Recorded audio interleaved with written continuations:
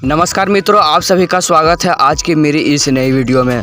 तो इस वीडियो में हम बात करेंगे फोर आर्म्स के ऊपर, क्योंकि अगर हमारा फोर आर्म मजबूत नहीं होगा तो हमारा ग्रिप भी कहीं ना कहीं ढीला ही होगा, जिससे हम ज़्यादा पुशअप्स नहीं लगा पाएंगे और पुलअप्स तो बिल्कुल भी नहीं।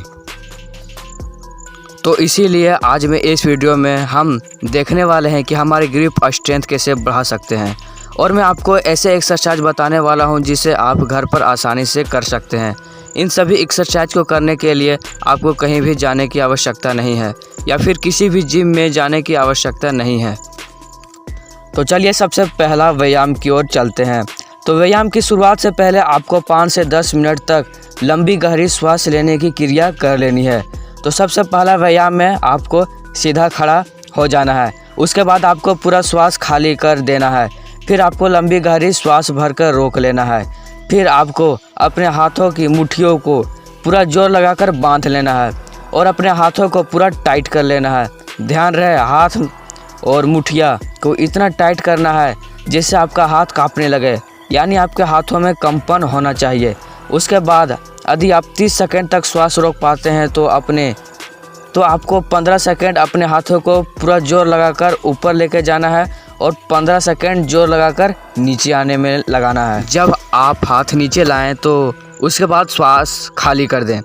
तो इसी प्रकार यदि आप 1 मिनट तक श्वास रोक पाते हैं तो आपको 30 सेकंड ऊपर जाने में लगाना है अपने हाथों को जोर लगाकर मुट्ठियाँ टाइट करके, और 30 सेकंड नीचे लाने में, और फिर श्वास खाली कर देना है। तो इसी प्रकार आप इस व्यायाम को 5 से 10 बार लगा सकते हैं।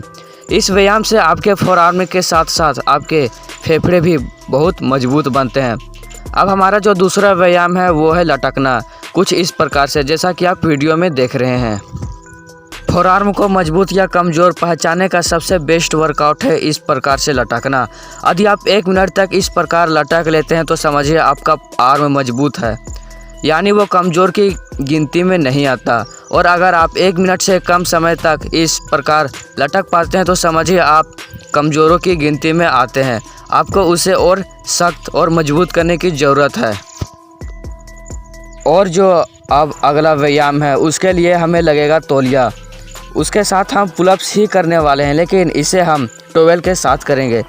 इस तरह के पुलअप्स लगाने के लिए हमें मोटा तौलिया चाहिए जिसे हमें पकड़ने में मुश्किल हो।